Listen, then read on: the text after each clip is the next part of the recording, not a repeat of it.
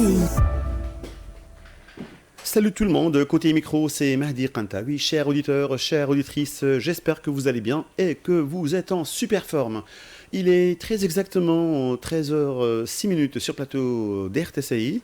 Alors où que vous soyez, je suis très heureux de vous retrouver en ce samedi 15 novembre 2025 avec Destination Tourisme, notre rendez-vous hebdomadaire.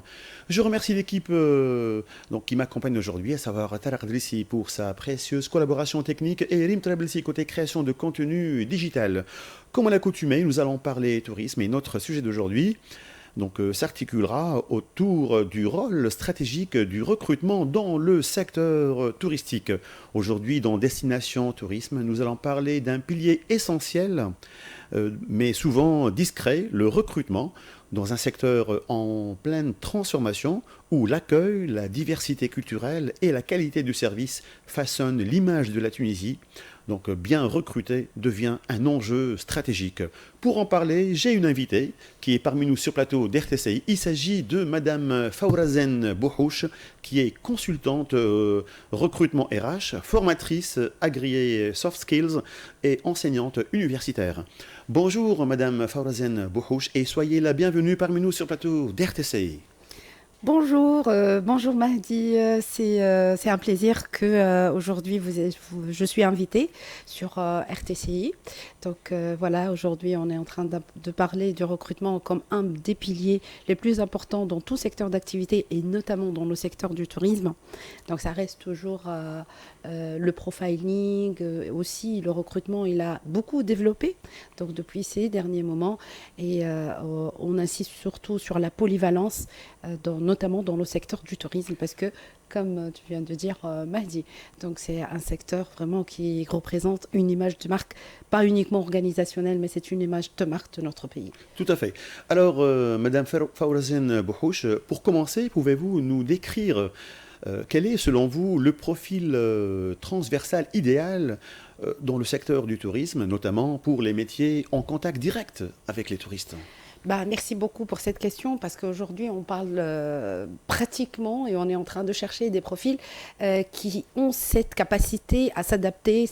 Le profil idéal aujourd'hui, on parle, plus ou entre parenthèses idéal parce que ça n'existe pas, le profil idéal, mais j'insiste sur les compétences transverses et l'agilité. On parle aussi aujourd'hui de la personnalité agile.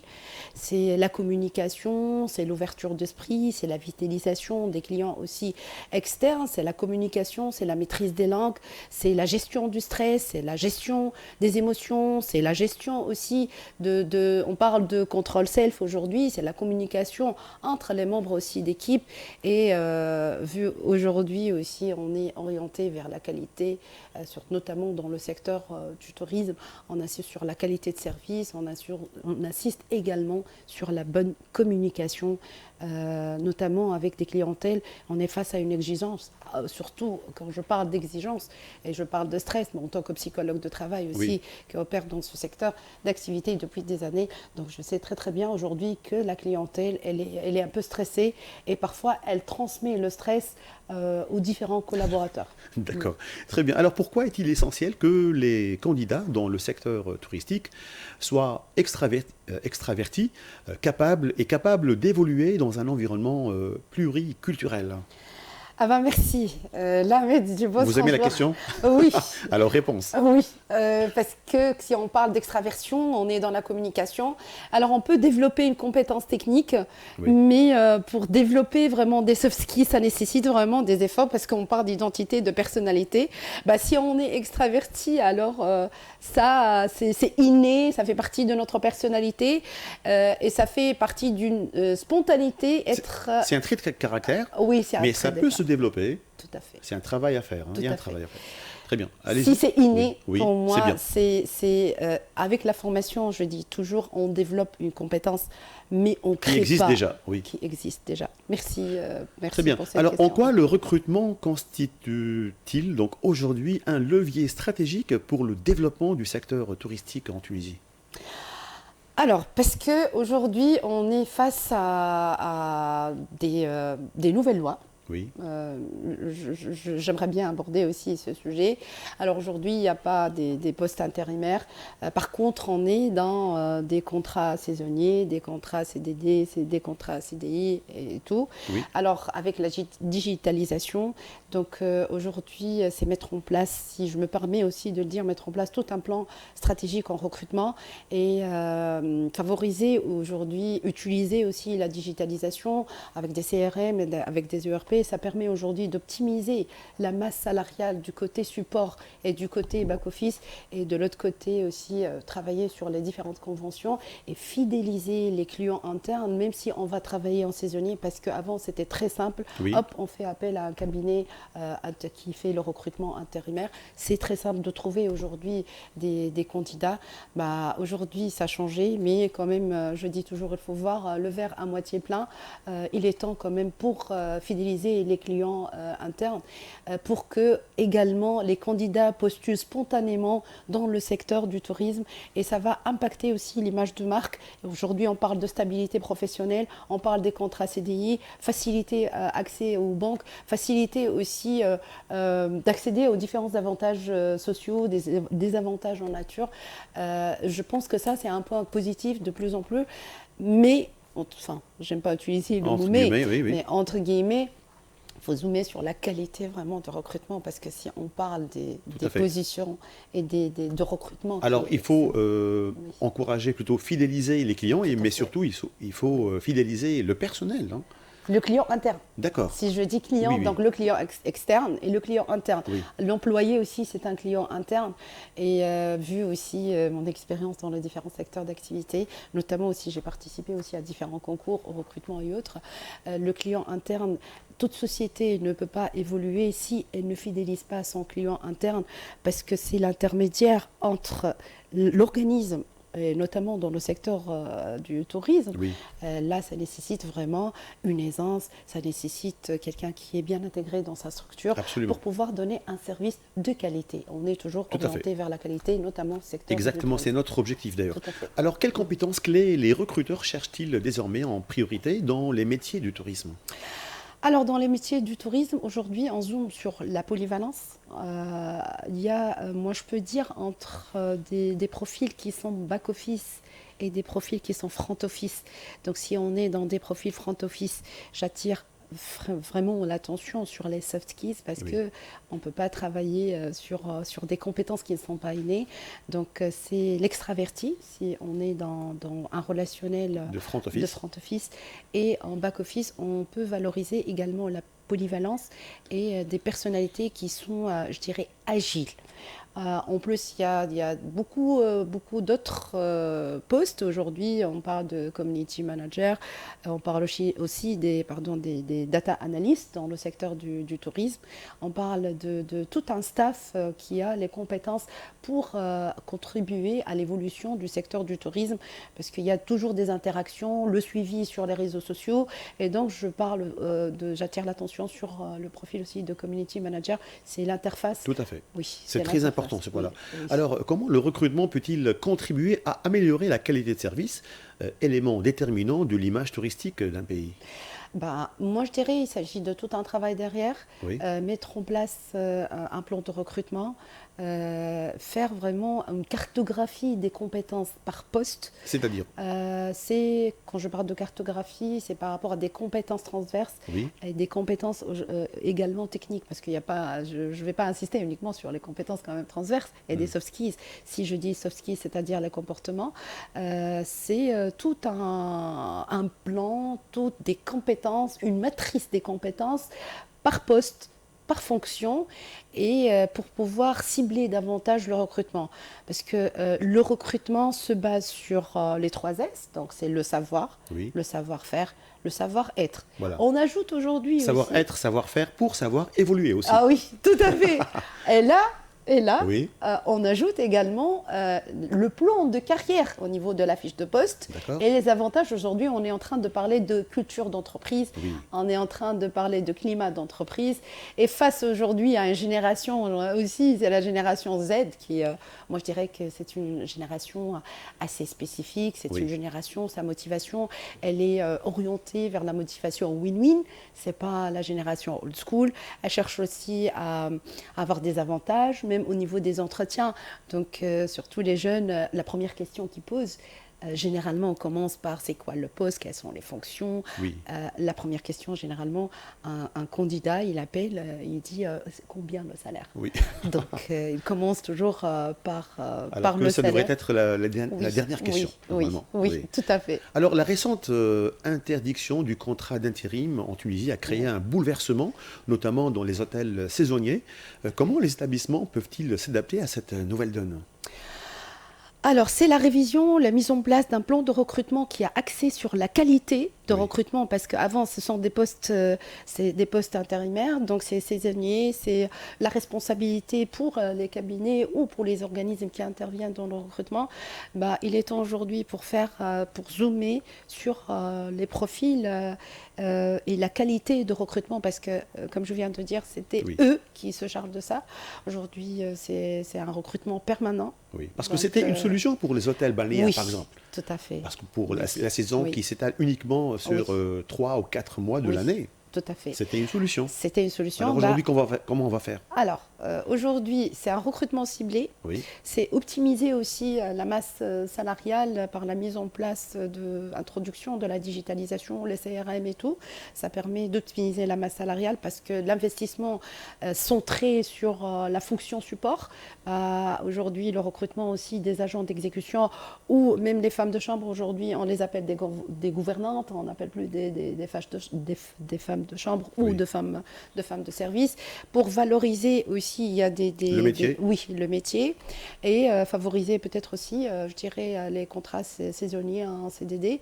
Et si je reviens à la stratégie globale et organisationnelle, elle devra aussi mettre un plan qui va avec la nouvelle loi.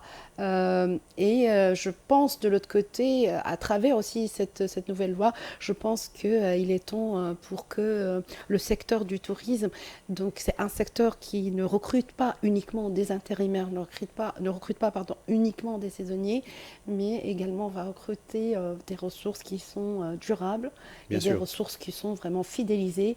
Et ça ne fait que travailler sur la marque employeur, et d'où tout à l'image fait. de marque. Comme par Voilà. exemple pour les profils, pour les responsables, pour les commerciaux, pour les Exact. responsables marketing, Tout à fait. ça ne peut Tout à pas fait. être des postes Tout à à saison. fait. Oui. Voilà. Alors selon vous, quelles alternatives viables peuvent remplacer l'intérim pour répondre au pic d'activité dans le tourisme balnéaire?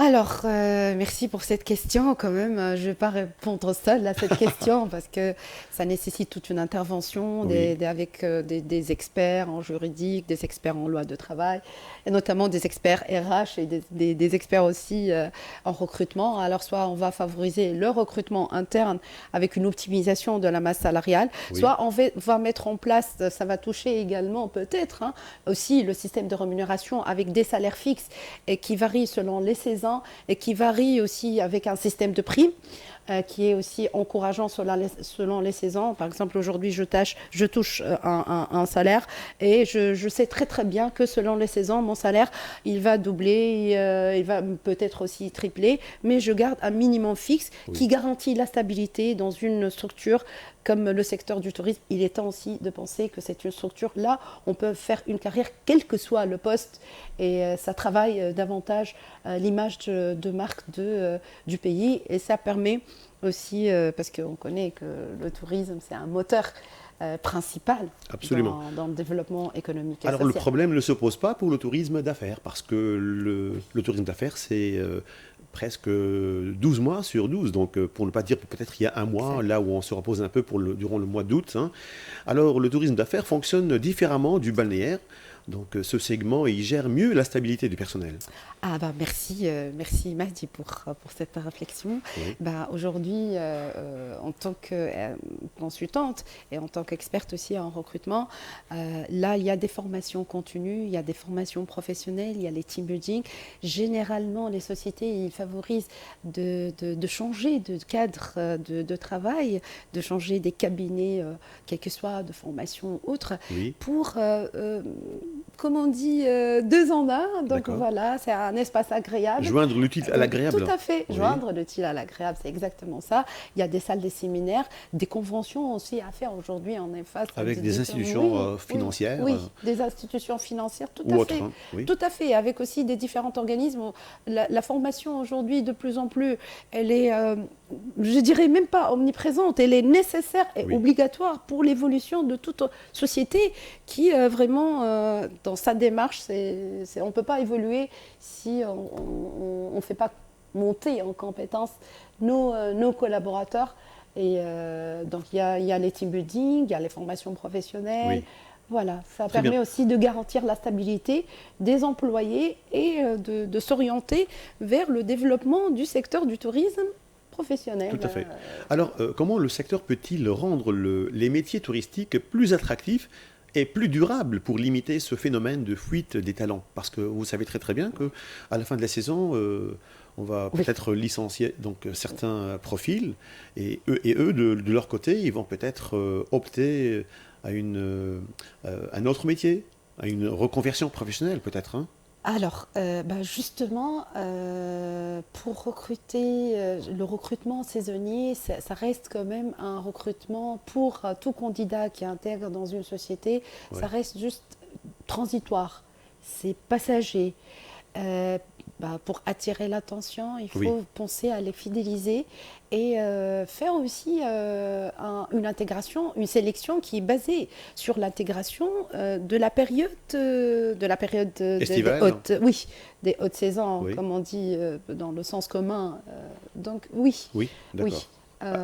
Voilà. Très bien. Alors, quel rôle peut jouer le recrutement RH dans la création de parcours professionnels plus stables et plus valorisants dans le tourisme?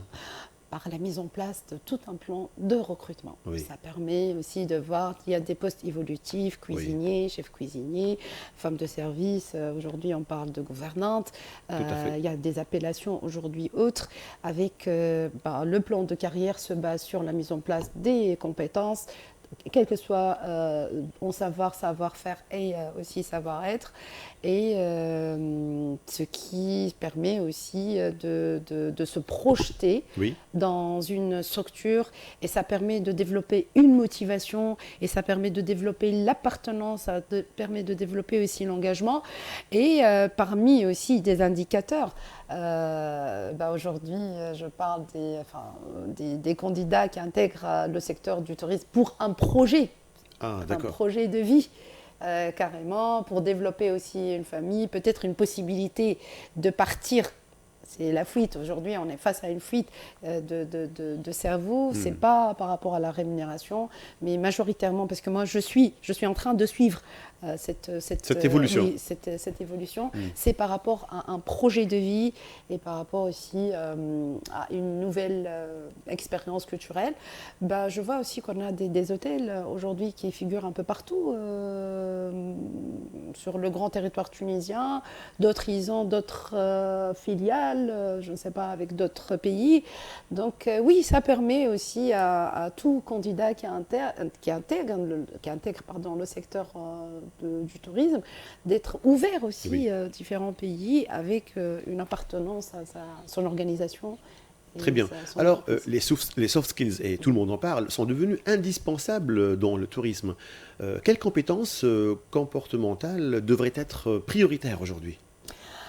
Alors, c'est une question quand même assez vague, mais je dirais tout dépend du poste. Oui. Mais si je parle aussi en termes de poste, je peux dire 2 postes, back-office et front-office. Oui. C'est une compétence. Si on va parler uniquement des front-office. Des front-office. Oui. Alors, la communication, oui. la bonne gestion du stress, les langues. Oui, surtout. Hein. Oui. les langues. Moi, je dirais les langues, c'est soft skills, c'est pas hard skills, parce que si on n'a pas la langue, oui, ça se travaille pour ceux vraiment qui ont cette motivation et, comme on dit, vraiment l'ambition pour développer la langue, mais c'est quelque chose, on l'a ou on l'a pas. Parce qu'ils Oui. ont un contact direct avec Tout les à fait, touristes. tout à fait. Et même les commerciaux, par exemple, ils ont Oui. un contact direct avec les tours opérateurs étrangers. Oui, Donc, oui. ils doivent absolument maîtriser les langues. Hein. Ça, C'est clair. pour moi, c'est pas. Indispensable, hein. Oui, on négocie Indiscutable. pas. Oui, indiscutable. Et surtout, l'aisance relationnelle. Oui. Parce que si on parle, pardon, de l'aisance relationnelle, on l'a pas, parce que, alors, il y a des personnes qui sont introverties et des personnes qui sont extraverties. Ici, on dit une personne introvertie, c'est pas parce qu'elle n'aime pas le contact, elle n'est pas pas du tout. La personne introvertie, c'est une personne qui se concentre sur soi-même et qui prend son énergie quand il est avec soi-même. Or, pour des personnes extraverties, leur énergie, ils peuvent l'alimenter à travers le relationnel. Oui. Et là, donc, c'est plus simple de recruter un profil front office qui a cette aisance relationnelle. Voilà. D'accord, très bien. Alors, la maîtrise des langues est un défi majeur dans un environnement pluriculturel. Alors, comment les recruteurs évaluent-ils ce point lors du processus de sélection? Oui. Alors, il y a deux approches, ou trois approches, Oui. qui sont simples. Très bien. Alors, soit demander au candidat de parler de la langue, Oui. avec le recruteur qui devra aussi maîtriser la langue, Oui. ou bien carrément il y a des questions qui sont sensibles, ou bien directement les tests des langues, hein, D'accord. qui est un indicateur par rapport au niveau linguistique en langue. Alors, Oui. l'amélioration donc du niveau en langue étrangère est-elle un enjeu individuel ou un investissement qui doivent porter donc les entreprises touristiques? Entre deux. D'accord. Entre deux. Très bien. Entre deux. Alors, la fidélisation est un challenge majeur. Oui. Quels dispositifs RH peuvent permettre de garder les talents dans les hôtels ou agences de voyage? Alors, quand on parle de fidélisation, ça porte sur 5 axes, Oui. selon des études en psychologie. Alors, le premier axe, c'est la relation. C'est relationnel, donc c'est la relation avec le manager et les membres d'équipe. Oui. Le deuxième axe, c'est la perception du travail, s'il est motivant, pertinent ou pas. Le troisième et quatrième axe, parce que relationnel, il y a les deux, alors c'est le plan de carrière pour arriver à la rémunération. Et comme on est face à la génération Z qui précipite, c'est une génération tactile, donc je pense Oui. que les choses ont changé aujourd'hui. C'est vrai. Et on peut parler aussi de système de rémunération qui est évolutif. Et face à la génération Z aussi, j'attire l'attention que la génération Z, c'est une génération assez spécifique. Il faut les motiver. Hein. Oui, il faut les motiver, Très bien. justement. Alors, pour finir en beauté, donc enfin, quelles recommandations on peut donner aux jeunes qui souhaitent travailler dans le secteur du tourisme et qui veulent attirer et pour les entreprises qui veulent attirer les meilleurs talents? Il y a la motivation aussi par rapport au secteur, parce que les jeunes également aujourd'hui, ils ne sont pas obligés de se déplacer pour aller dans des sociétés qui sont basées uniquement au centre-ville. D'accord. Il y a des différents hôtels dans différentes régions, oui. sur le grand territoire tunisien. Autant il y a des postes administratifs, il y a des postes front, il y a des postes bac. Donc c'est la motivation, on va insister sur ça au niveau aussi des universités. Faire appel à des recruteurs, faire appel pour parler de ce secteur d'activité. Très dynamique. Qui est dynamique et évolutif, Oui. avec un plan de carrière. Tout à fait. Voilà. Très bien dit. Notre rendez-vous donc d'aujourd'hui touche à sa fin. Merci Madame Fawrazen Bouhouch. Merci à toute l'équipe. Je rappelle que mon invité était Madame Fawrazen Bouhouch, qui est consultante recrutement RH, formatrice agréée soft skills et enseignante universitaire. Madame Fawrazen Bouhouch, merci pour ce bel échange par rapport au sujet d'aujourd'hui, à savoir le rôle stratégique du recrutement dans le secteur touristique. Je remercie l'équipe qui m'a accompagné aujourd'hui, à savoir Tarek Adrissi pour sa précieuse collaboration technique et Rin Trablsi côté création de contenu digital. Et côté micro, c'était là Mehdi Kantaoui. Mesdames et messieurs, je vous remercie de nous avoir suivis dans l'espoir de vous retrouver la semaine prochaine avec un nouveau rendez-vous Destination Tourisme. D'ici là, portez-vous bien, amusez-vous bien et surtout ne cessez pas de nous écouter et restez toujours fidèles à nos ondes d'RTCI. Allez, bye. Merci. Destination Tourisme. RTCI.